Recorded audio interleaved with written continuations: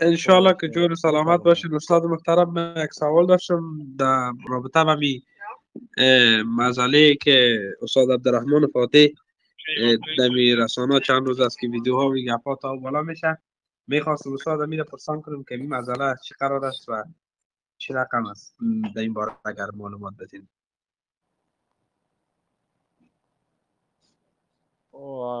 استاد عبدالرحمن فاتح بعد دو بار مچی را نشر کردن. گپای خدا نه در بار اول استاد دایی یاد کردن. حفظ الله استاد دایی در یک دعوتگر خوب ماشاءالله تا جایی که ما میشناسیم به خاطر الله دعوت میته و با هیچ حزب و گروه با هیچ کسی یعنی ارتباط نداره با کدام تنظیم. فقط به خاطر الله دین الله را قرآن سنت مطابق فهم عقیده سلف صالح تبلیغ کرده رسانده بر مردم و بسیار زحمت ها را کشیده در ایران. اینا در بخش اول خودان گپایی را که گفتن اونا را گفتن که کسی عکسای از او گپای از او سو استفاده کرده، عکسای از این را چند نفر روان کرده گفتن در رسانه ها نشر کردن، عکس عبدالرحمن فاتح هم بوده دیگه. اینا گفتن که استاد جواب بده و چی بوده و در بار دومش که نشر کردن نام ما رو گرفته، یعنی نام ما رو یاد کرده.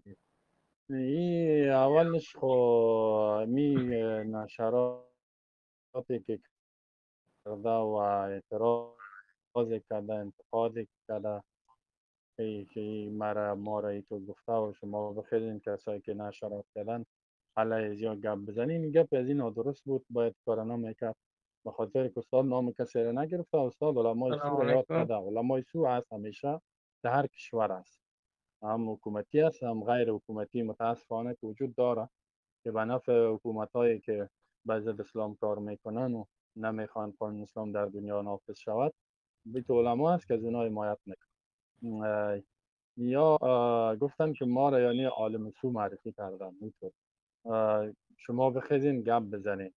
اینجا استاد مکلفیت نداره که علیه کسی بخیزه گپ بزنه. شما اگر نام از را میگرفت مشخص باز میتونست. او گفته که علمای سو یعنی علمای بنی اسرائیل، علمایی که مثل علمای یهود بودن، به خاطر دنیا علیه دین الله خیستن و قوانین الله را، حکم الله را، کتاب الله را تحریف میکردن. این در قرآن واضح است که تحریف یعنی تغییر میدادن. اکثرش تحریف معنوی میکرد، بعضی هم تحریف لفظی میکردن که دلایل زیادی آیاتش در قرآن است که وقت نگیره ما به خاطر آیات را یاد نمیکنیم. اینا را یاد کردن اما اینا خیستن که نه ما هم در آمدیم و از گپ شما استفاده کردیم. گپ استاد هر کس هر قسم استفاده میکنه، اون مکلفیت نداره و فعلا هم در حالت نیست که هر گپ جواب بگوید. بنانی کارش درباره استاد انتقاد صحیح نبود، اعتراض صحیح نبود، درست نبود. ولی مشکل بعدیشی بود که باز در سخنرانی دوم خود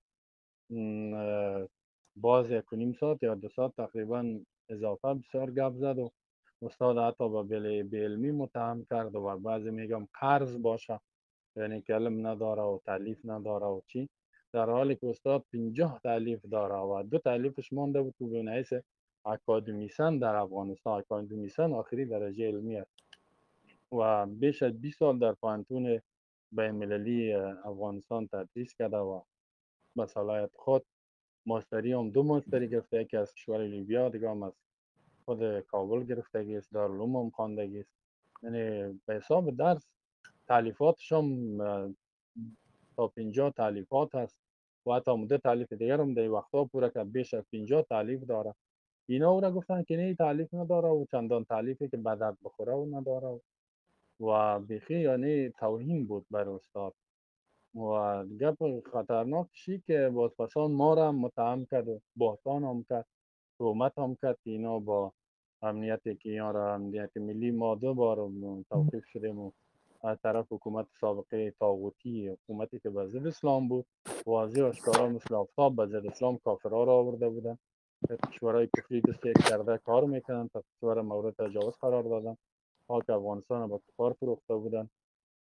اینا خیستن گفتن یک ما را متهم کرد، اینا با اونا یعنی هم نظر بودن و با اونا بودن و یعنی تهمت های زیادی، بهتان های زیادی بسیار خطرناک بود و این کار شما تقبیح میکنیم. خودش مشکلات خود داره، باید مشکل خود جواب بگویه. واقعا که در بیاناتش هر کس اشتباهات میده و هم اشتباه داره. اشتباهی داره سلف صالح یک عقیده خوب داشتن، یک منهج خوب داشتن، یک رفتار خوب داشتن. یک مسلمان عیوبشان را بیان میکرد، اونا میخیستن میدیدن که عیب مخالف قرآن سنت است، قبول میکردن، یعنی خود اسلام میکردن، رجوع میکردن. و کسی که عیبشان را بیان میکرد با بغض و عداوت دشمنی نمیکردن یا اظهار عداوت و دشمنی نمیکردن. متاسفانه اکثریت مسلمان های ما شما حتی دعوتگرا وقتی که عیبش بیان میشه از طرف یک کسی میخیزه عوضی که خود اصلاح بکنه بغض میگیره، عداوت و دشمنی و ضد و عناد، بعدی که با سر بعضی تهمت و بهتان میکنه. اصل استاد عبدالرحمن فاتی را زور داده که چرا نام و عکسای از یار نشر نکرده، از ما را کده این ایام طاغوت از پانتون در دادن. ما در پانتون السلام در علیکم. دادیم، نصاب خود ما جور کردیم، هیچ چیزی را به حکومت امضا نکردیم، بلکه آنچه که اسلام بودیم علیه کفریات شتیات مردم مبارزه کردیم. یعنی گپاش ناجایز بود، یعنی غیر عادلانه بود، یعنی وجود نداشت و مطاب و خانه بود.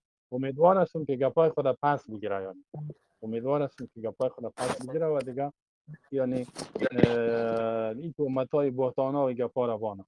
الله دیگه به ما شما توفیق نصیب. در الهی بین تشکر گپای ما هستم. کسی صحبت آرام باشه.